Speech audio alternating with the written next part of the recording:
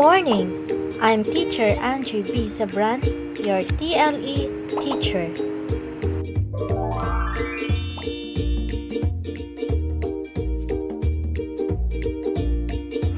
Hello kids, how are you today? I hope you're doing fine and excited to our new lesson. Preparing feasible and practical budget. Hello, I'm back. Family budget. Why is it a good idea? A family budget will help you spend your money wisely on the things you must have. These are your needs. Save money for the things you like but can live without. So these are your wants. Family budget will also help you set aside money for unforeseen expenses. Stop accidental overspending. Budgeting can help you and your family take the first step towards control of your money. It can also help you avoid debt. And it lets you get on with being a family rather than spending too much time worrying about your finances. Working out how much money you need for everyday essentials like food, housing, utilities like gas, electricity, phone and water, transport, and medical services can help you make sure you have enough for unexpected expenses and emergencies.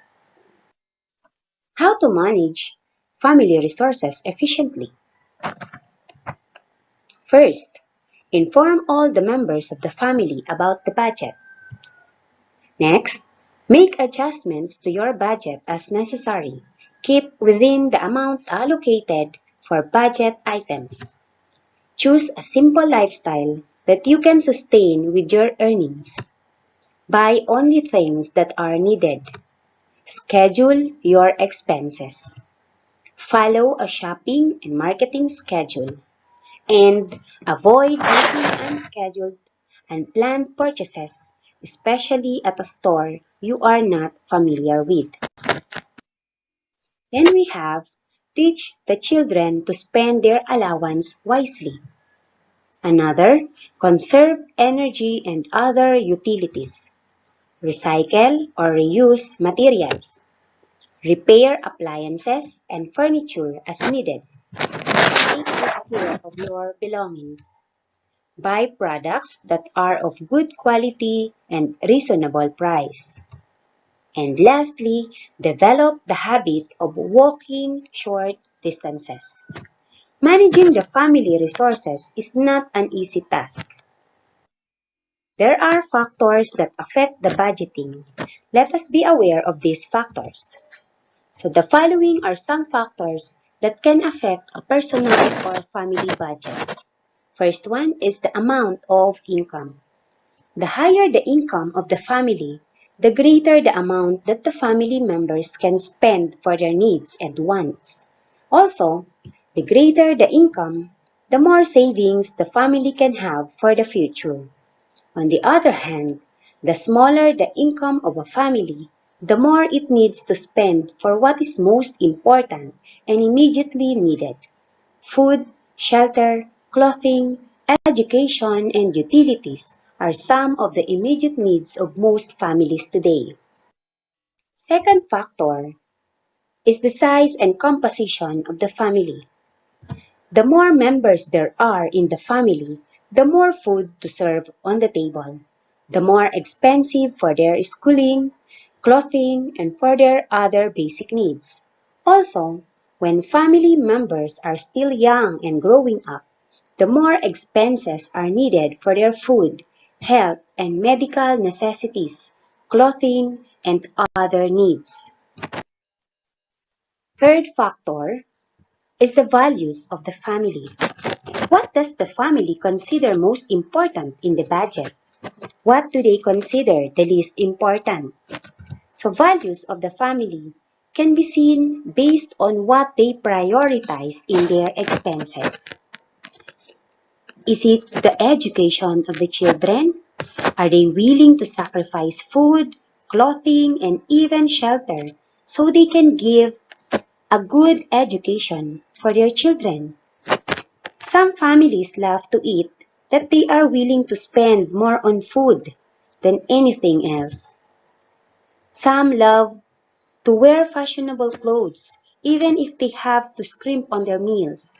Some would save their lunch money so they can buy cell phones. So different families and different individuals have different values, so they have different priorities on what to spend their money for.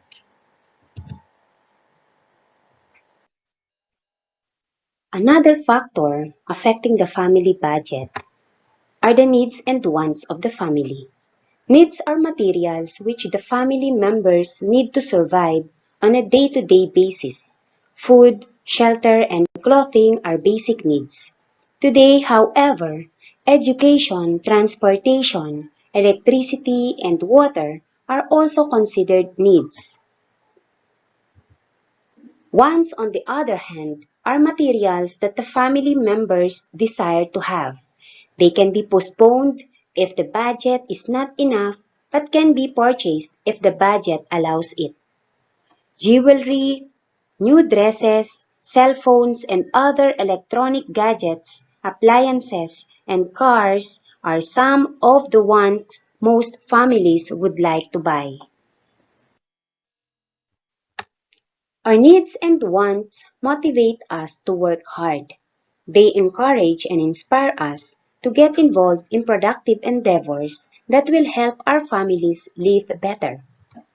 It is important for family members to distinguish clearly their needs from their wants. In family budgeting, we must prioritize our needs and not wants. Once you become better at differentiating between wants and needs, you'll probably see that you've been able to fulfill more of your desires over the years than you realized, and that can be a significant turning point. So when the family get clarity about their wants and needs, they can determine what's most important and plan the budget effectively. One of the hardest things about making a budget and managing money can be keeping track of what you spend. So here are the tips in wise spending of family income. First, make a list of all the things that are needed at home and their specification. Make sure that all are included in the list. Next, compare the prices of the products to be bought. Avoid buying things with higher prices than usual. Third, buy in bulk the things that are needed every day. It reduces the cost per unit, thus reducing the amount to be paid. Buy fruits and vegetables in season. Seasonal fruits and veggies are much cheaper. Know the substitute ingredients for expensive items. Once you found this cheaper store, go for it. Be familiar with the store offering lowest prices. 7. Buy or shop on stores where you can be assured of quality and standard pricing. Remember, quality is more than making a good product. By meeting quality standard, the family reap better profits or gains rather than losses. 8. Shop at the market nearest your place to avoid transportation expense. You can save that expense instead. 9. Be sure to stick to your shopping or grocery list. Don't forget, spend wisely. Wise spending is part of wise investing, and it's never too late to start. From Ron the Cats. Nice day!